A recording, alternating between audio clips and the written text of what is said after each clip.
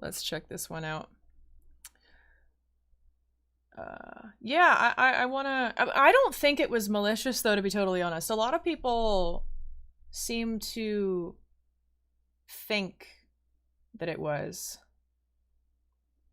But I don't think it was. I really think it was either, like, something that she couldn't contain. Like, it had literally been eating away at her for her whole life. It's hard to contain that shit. That was her first bloom, so I don't think she knew that could happen. Okay. That's scary as hell.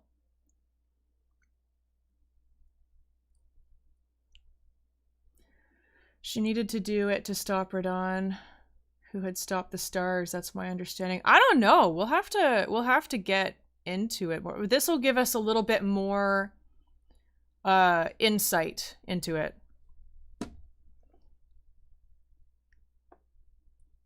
I'm curious to see this guy's opinion on it, though, but I do agree with the title, though. I mean, I don't think that she wanted to completely destroy the region. You know what I mean? It really just exploded out of her. It really just exploded out of her. So let's see what he has to say.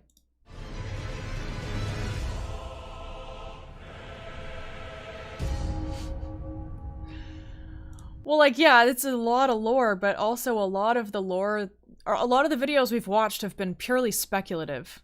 So that's another thing. So it's not all definitive stuff. We don't know everything. A lot of it is us trying to fill in the gaps, which is why it's hard to know for sure. I think it's something like a prophecy, something about blooming 3 times to become a goddess. Oh, well, there you go.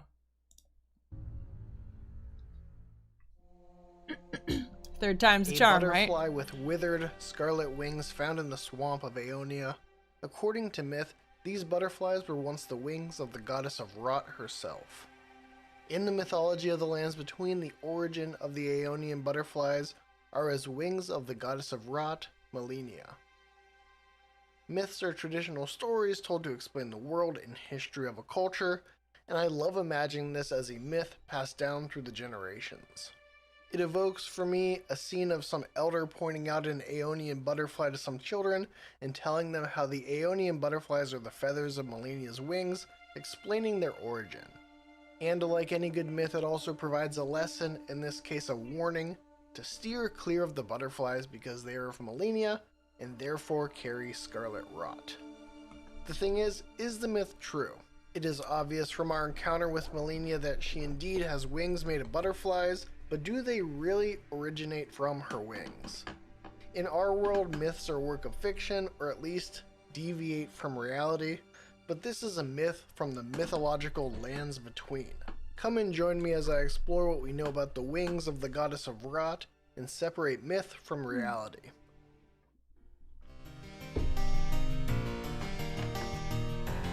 Hell yeah, here we go.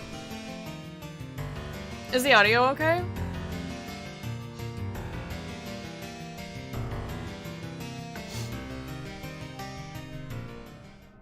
Malenia was afflicted with scarlet rot from birth. We don't get much about Malenia's early years, but it's easy to imagine how difficult growing up with such a debilitating disease must have been. Scarlet rot claimed Malenia's left arm, legs, and her vision, and scarlet rot called for her sense of self and her dignity according to the unalloyed gold needle. And even with Miquella's unalloyed gold needle slowing the rot, Malenia may never have gained wings if she had not met her mentor. The prosthesis wearer heirloom is a talisman engraved with a scene from a heroic tale that raises dexterity. Its description tells us that, though born into the accursed rot, when the young girl encountered her mentor and his flowing blade, she gained wings of unparalleled strength. Damn. The talisman depicts Malenia being taught the blade from her mentor, but what she really learned is the key to overcoming scarlet rot and gaining wings of unparalleled strength. Learning the art of the flowing blade is the key to overcoming scarlet rot, something her mentor knew all about. Because although the prosthesis wearer heirloom depicts the origin story of Malenia's heroic tale, she is not the only hero featured on the talisman. The blue dancer charm regales us with a legend. The dancer in blue represents a fairy who in legend bestowed a flowing sword upon a blind swordsman. Blade in hand, the swordsman sealed away an ancient god, a god that was rot itself. The blind swordsman, Malenia's mentor, sealed away an ancient god of rot using a flowing sword given to him by a fairy. My buddy Smowtown has an excellent video on Malenia, and in it he references a Reddit post by Nameless Singer, both linked in the description, in which Nameless Singer explains that Shifra means fairy in Old Irish, and makes the connection that Malenia's mentor likely got his flowing sword either from a fairy connected to the Shifra River or from the Shifra River itself. We also learned about that kind of stuff in the classes video that we watched when they went over the warrior, which is actually probably the class that I'm going to choose the next time that I play the game. I think it would be really cool. Probably gonna end up with a two-handed sword, or maybe two swords. Played a little differently, you know? That'd be kind of cool. But either way, I found that very interesting. It's definitely gonna inspire my next playthrough. And I bring this up because wielding a flowing blade and moving like flowing water is what brought the blind swordsman victory against the god of rot. And likewise, Malenia learning to wield her blade like flowing water from him to keep moving and fighting is what— Well, no, I will do a new game plus, but my play style is going to be very different. Gave her wings of unparalleled strength and the means to overcome her own accursed rot. The blind swordsman battled rot from an outer god and taught Malenia how to battle the rot from her inner god. Now, of course, Miquella helped halt her rot with unalloyed gold, but that only provided her the opportunity to fight the accursed rot. It was Malenia and her tremendous willpower that overcame her physical disabilities and mastered her skills with a sword. So I just wonder, how does she control this arm? Is it through, like, a sort of demigod magic? Because she has, like, it's completely rotted off. Same with her leg. Or legs. Does she have two fake legs, or is it just the one? I'm just wondering how she controls it. Maybe the arm controls her. Aliens. Oh. Her Great Rune talks about her spirit of resistance that allowed her to regain health. It is not a power she innately possessed, but her fortitude honed through her mastery of the blade that gave her a will so powerful that she could physically heal her wounds in battle and fight the rot within. The Hand of Malenia says, "Blade built into Malenia's prosthetic arm, through consecration it is resistant to rot." Malenia's war prosthesis symbolized her victories. Some claim to have seen wings when the weapon was raised aloft, wings of fierce determination that have never known defeat. Until Between the prosthesis wearer heirloom and the Hand of Malenia, Malenia's wings depict her fierce determination and unparalleled strength gained from her mastery as a swordsman. Although her wings are made of Aeonian butterflies that carry scarlet rot, her wings are not a product of her affliction. Malenia, with a spirit of resistance strong enough to heal her body, has transformed the scarlet rot from a curse that pulls her down to unparalleled strength that lets her quite literally rise up and fly.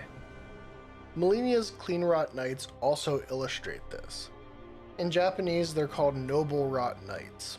Noble rot is a beneficial form of gray fungus that affects wine grapes and is used to produce a particularly fine and concentrated sweet wine. Cool. Their winged sword insignia states, "A talisman depicting a raised prosthetic blade, an honor bestowed upon the knights who fought alongside Malenia the Severed. Raises attack power with successive attacks." The wings symbolize Malenia and her undefeated prowess. Though she never knew relief from the accursed rot she was born into, her blade was forever beautiful and relentless. Cool.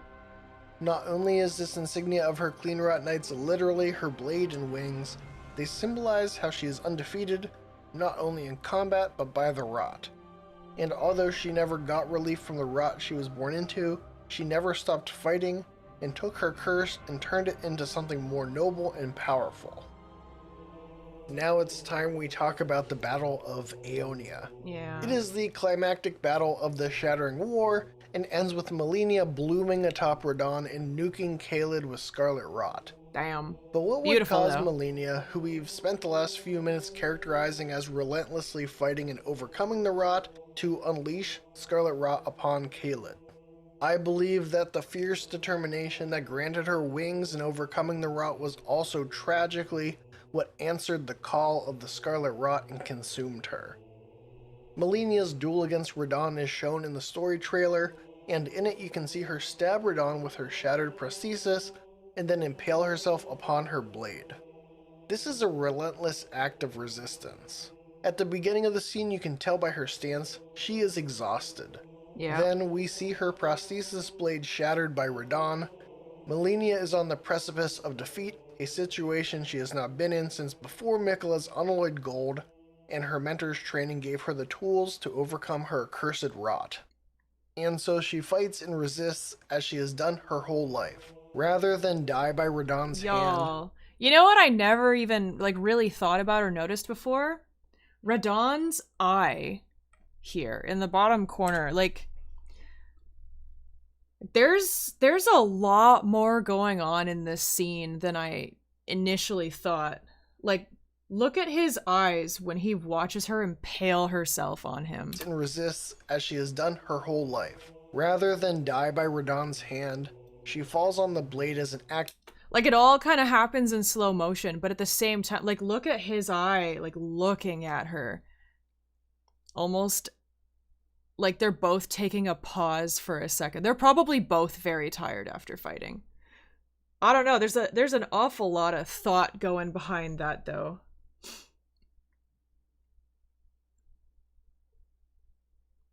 No, that's his actual eye. Of resistance and refusal to be defeated. It is hard to say with certainty if Malenia planned to simply die on her own terms here, or if she is aware of the Scarlet Bloom before this moment. This was the first time that she would bloom, and given that before her, Scarlet Rot was an old legend according to the Ant Spur Rapier, it is unlikely that she would have any precedent to know about the power of the Scarlet Bloom. And I don't think it matters. In this moment, she wielded the fierce determination and spirit of resistance honed through her training that kept her moving and fighting. It was ultimately her spirit of resistance and drive to keep fighting that allowed her to bloom. Millicent is a character we meet in Caelid and is Malenia's offspring. Oh.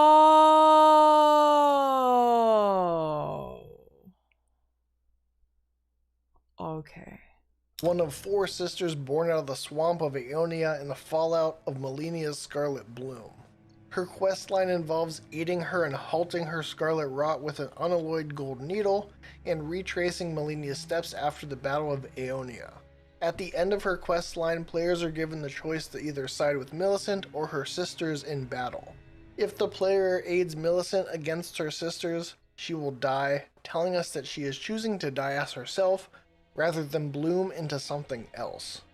However, if the player assists Millicent's sisters and fights against her, the Sage Gowry explains that Millicent trusts you, rather deeply in fact. Sever that trust. Nurtured by betrayal, her bud will flower most vividly. And upon being defeated, Millicent transforms into a Scarlet Bloom. Another way to put it is that by betraying her, you plant a spirit of resistance within Millicent. When Millicent dies and does not bloom, she has chosen to stop fighting, and with the support of the Tarnished as her ally, has come to peace with her situation. Malenia's spirit of resistance makes her relentless. It is mighty enough to physically heal wounds, grant her wings, and is also what allows her to deny even death through the Scarlet Bloom.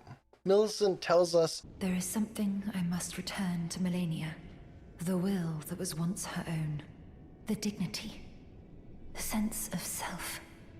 That allowed her to resist the call of the Scarlet Rot. The pride she abandoned. To meet Radahn's measure."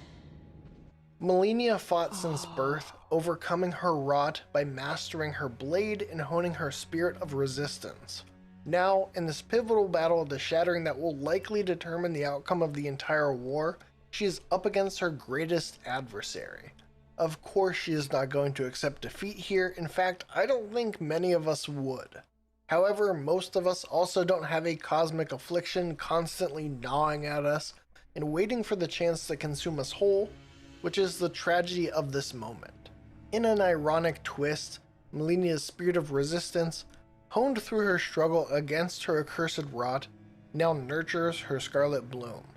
It feeds on her resolve to keep fighting, consuming her and decimating Aeonia and Caelid.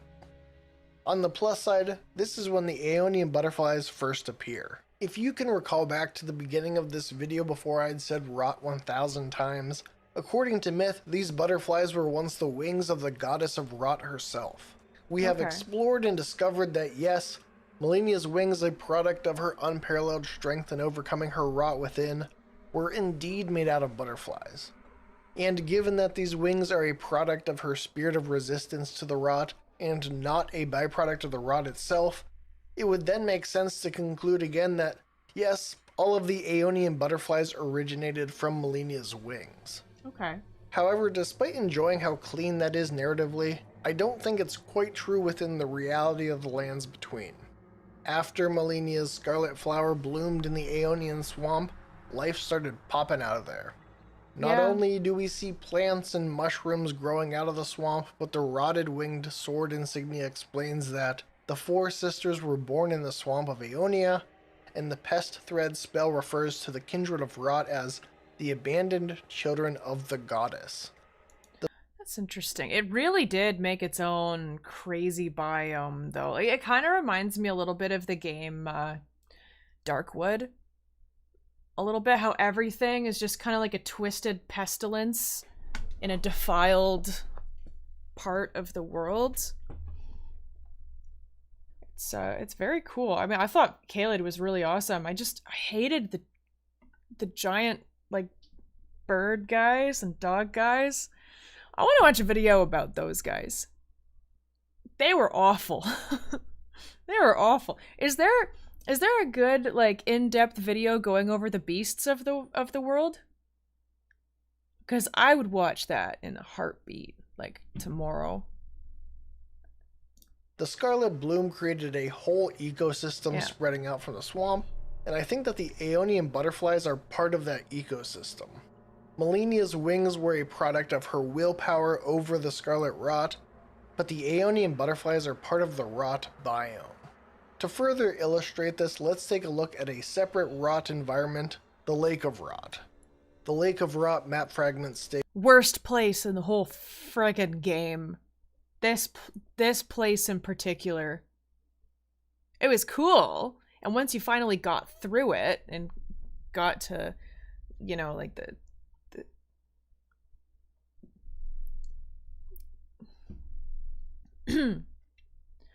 got to like the casket and stuff. Like, it was very cool. Sorry, sometimes my talking stops. But yeah, oh, I hated going through here. I hated going through here so much. Yeah, I went through so many boluses here. Oh my gosh. States a great lake of standing water downstream of the Ainsel River. It is said that the divine essence of an outer god is sealed away in this land. You find Aeonian butterflies, kindred of rot, and similar flora as to what we've seen in Aeonia down in the Lake of Rot. I think in the case of the kindred of rot, who are referred to as children of the goddess, they could be making a pilgrimage from Aeonia down to the lake. However, it was sealed by the blind swordsman and, probably as a result, is pretty difficult to access. If the kindred of rot came from Aeonia, they could have brought the butterflies with them. At this point though, we are having to jump through a fair few hoops to explain something, when I think there's a simpler answer.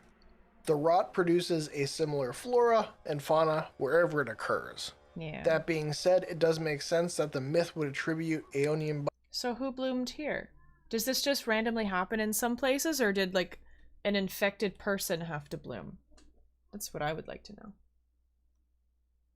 Wow. Big head butts. butterflies as coming from the wings of Malenia, given that before Malenia, scarlet rot existed in legend only, or was sealed away deep below the earth. Oh, so the blooms... So do the blooms remain where she bloomed then?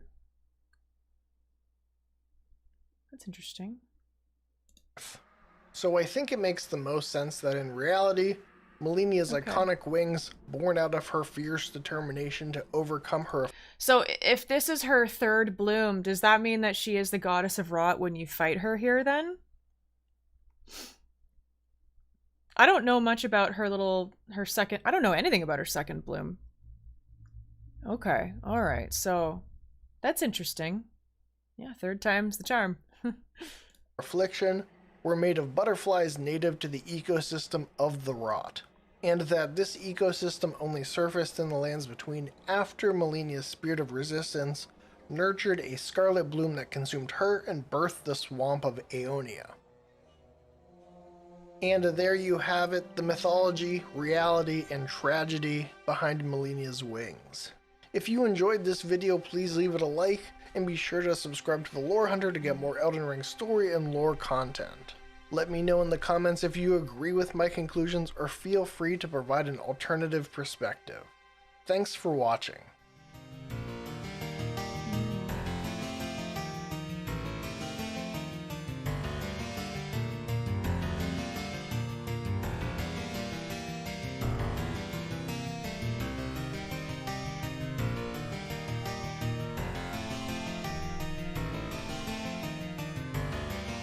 Yeah, no, that was cool.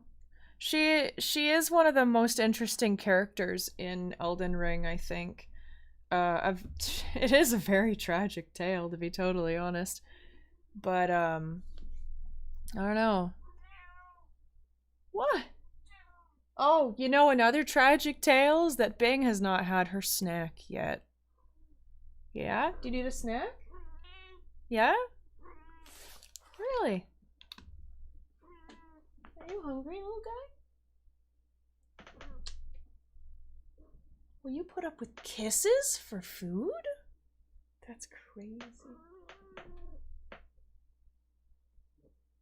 I love you, Bang, even if you are stinky. She says she's the goddess of rot. Stink Lord galore.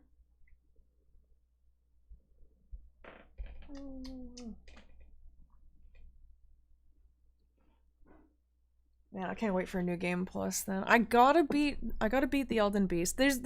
Well, before I beat the Elden Beast, I gotta go back. I do want to fight Malenia. Like, there's a few more things I want to do in Elden Ring before then. It's just a matter of when. Who knows? Maybe after Endless Space 2 we'll ditch some other stuff and play Elden Ring again. I don't know. I haven't figured it out yet. Because we have a little under a month until Tears of the Kingdom comes out. Might not be bad to just dig back into Elden Ring, because I don't know when I'll have more time again. We'll see. We'll beat this game. I'll probably take a couple more streams at least, and then we'll see. Yeah, well, I mean, at least then I'll already have like the mental experience of like fighting certain bosses and whatnot, right? We'll see what happens. We shall see.